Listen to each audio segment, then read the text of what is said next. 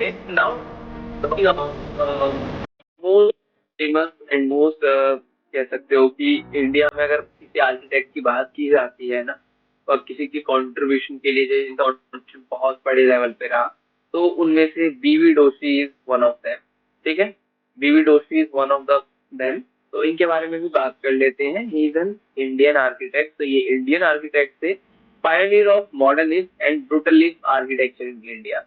अभी ये brutalist architecture ये है, इसके बारे में आप सर्च कर लेना, इसके बारे में पढ़ लेना, इसके बारे में मैं चाहता हूँ आप खुद से एक्सप्लोर करो एक्चुअली में होता क्या है और खुद से समझो। बिकॉज अभी तक मैं आपको सारे आर्किटेक्चर स्टाइल, सारे फीचर्स बताता आया हूँ, बट ब्रूटलिज्म आर्किटेक्चर होपफुली आपको यहीं से सारी चीजें क्लियर हो रही होंगी। ये generally associated with rough unfinished surface. तो ये इसके फीचर्स है। Unusual shapes, heavy looking materials, straight lines and small windows.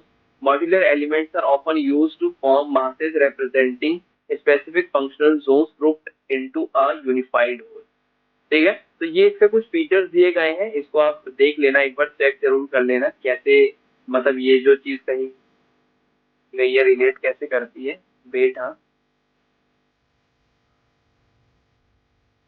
तो worked under Louis Kahn and Le Corbusier. तो हमने ली कॉर्ब्यूजर के बारे में मैंने आपको बताया था, लुइस खान के बारे में बताया था। तो Louis Kahn was an American architect. अगर आपको याद हो तो मैंने आपको बताया था कि ऐसा मत समझ लेना ये नाम थोड़ा सा आपको ऐसा लग रहा हो, तो आप समझने लग जाओ कि ये इंडियन आर्किटेक्ट या फिर ये आपके इस्लामिक या फिर मुस्लिम आर्किटेक्ट ऐसे होंगे। बट ये अमेरिकन आर्किटेक्ट। तो ली कॉर्ब्यूजर के बारे में ऑलरेडी बता चुका हूँ। The man who was behind Chandigarh city planning, Chandigarh का डेवलपमेंट वॉज ली कॉर्ब्यूजर। ठीक है, ही अवॉर्डेड प्रिट्जिकर प्राइज, पद्मश्री, पद्म विभूषण।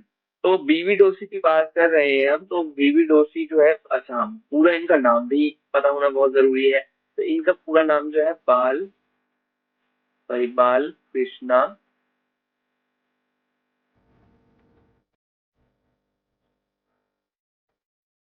विठल दास दोषी। बाल कृष्णा विठल दास दोषी हिज फुल नेम। ओके, तो हाँ, Pioneer of modern architecture India में माना जाता है। तो ये देखो यहाँ पे ये चीज ऑलरेडी मेंशन की गई है। पायनियर ऑफ मॉडर्निस्ट, तो इंडिया में जो मतलब मॉडर्न आर्किटेक्चर की जो बात की जाती है, तो उसमें जो इनका रोल जो है वो सबसे टॉप पे है। अगर हम सारे आर्किटेक्ट की बात करें जिनका, अगर हम मॉडर्न आर्किटेक्चर की तरफ में इंडिया में कंट्रीब्यूशन रहा, तो इनका जो कंट्रीब्यूशन मॉडर्न आर्किटेक्चर के लिए इंडिया में रहा ना, वो सबसे टॉप पे आप कंसिडर कर सकते हो।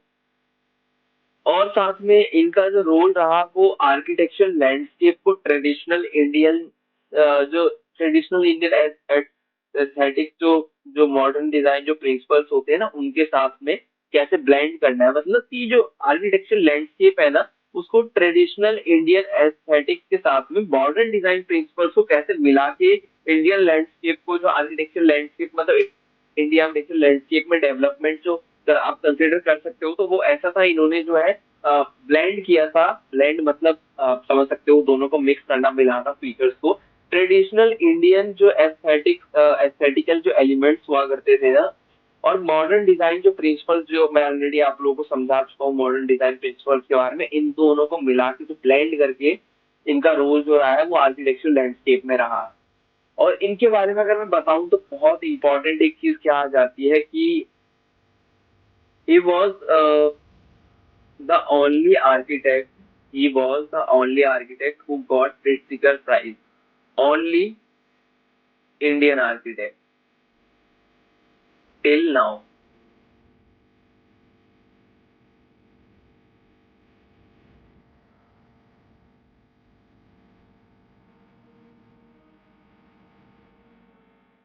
ठीक है, ये इकलौते ऐसे इंडियन आर्किटेक्ट हैं जिनको 2018 में प्रिट्जिकर प्राइज मिला हुआ है। और ये क्वेश्चन आप नाटा में उठा के देख लेना, ये क्वेश्चन 2 बार पूछा गया है कि इंडियन आर्किटेक्ट जिनको 2018 में अवार्ड मिला, और कौन से ऐसे आर्किटेक्ट हैं जिन्हें अभी तक सिर्फ एक ही इंडियन आर्किटेक्ट को जिसको प्रिट्जिकर प्राइज मिला हुआ है।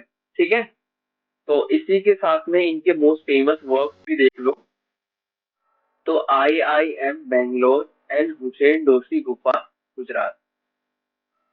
ठीक है, ये इनके मोस्ट फेमस वर्क्स हैं। बाकी इनके अलावा और आप चेक कर लेना, इसको जरूर ध्यान रखना। आईआईएम बैंगलोर तो इनका मोस्ट नोटेबल वर्क्स में से आता है। और ये हुसैन दोशी गुफा, इससे भी ना प्रिंसिपल ऑफ एलिमेंट्स में क्वेश्चन आया हुआ था। इसमें ये वाली इमेज दे दी गई थी, सेम टू सेम देख लेना प्रीवियस 2-3 ईयर्स का पेपर उठा के। और इसमें आपसे 4-5 एलिमेंट पूछे गए थे, तो इसमें एक एलिमेंट जो बनता है ना आपका, वो ये वाला बनता है।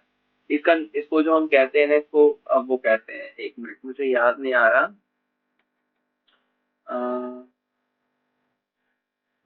एक मिनट मुझे थोड़ा सा याद करने दो। इसको क्या कहा जाता है?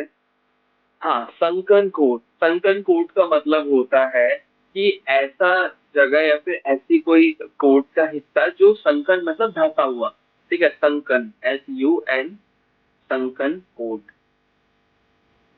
ठीक है, संकन मतलब कि जो लेवल जो चल रहा हो उससे कुछ नीचे। तो ये आप अगर देखो तो ये जो कोट आपको दिखाई दे रहा है, यहाँ पे जो पोर्शन है ये कुछ इसका लेवल नीचे चला गया है। तो संकन स्लैब के बारे में भी आप सर्च कर लेना। संकन स्लैब क्या होता है? ऐसा स्लैब जो यूजुअली नॉर्मल स्लैब से उसकी पोजीशन जो होती है नीचे की तरफ होती है। ठीक है, अगर स्लैब बिल्डिंग में हम बात करें कि जैसे मान लो ये एक स्लैब चल रही है, संकन स्लैब जो होगा ना वो कहीं यहाँ पे होगा। ये बेसिकली टॉयलेट्स वगैरह के लिए यूज किया जाता है, सो डेट कि आपका उसमें मॉइस्चर और जो मतलब जो भी उसमें वाटर की जो कंसिस्टेंसी या फिर वाटर के जो ड्रॉपलेट्स है वो आपके सीलिंग या फिर किसी चीज को हार्म ना करे। तो वो कंकड़ स्लैब जो होता है अलग स्लैब होता है, उसको कास्ट किया जाता है ताकि ये आपके बिल्डिंग को अंदर से हार्म ना करे, आपकी वॉल्स या फिर आपके स्लैब को हार्म ना करे। संकन कोट भी जो होता है उसी तरह का कोट होता है जो आप लोगों ने देखा होगा। यूजुअली इसका जो लेवल होता है नीचे होता है काफी, तो इसको संकन कोट कहा, मतलब नीचे धंसा हुआ कोट, मतलब नीचे धंसा हुआ कुछ लैंड जिसको मतलब जानबूझ के ऐसा कुछ क्रिएट किया गया है ताकि वो कुछ फीचर को रिप्रेजेंट कर सके। ठीक है, is it clear? BB Doshi Yes, to everyone. yes, sir.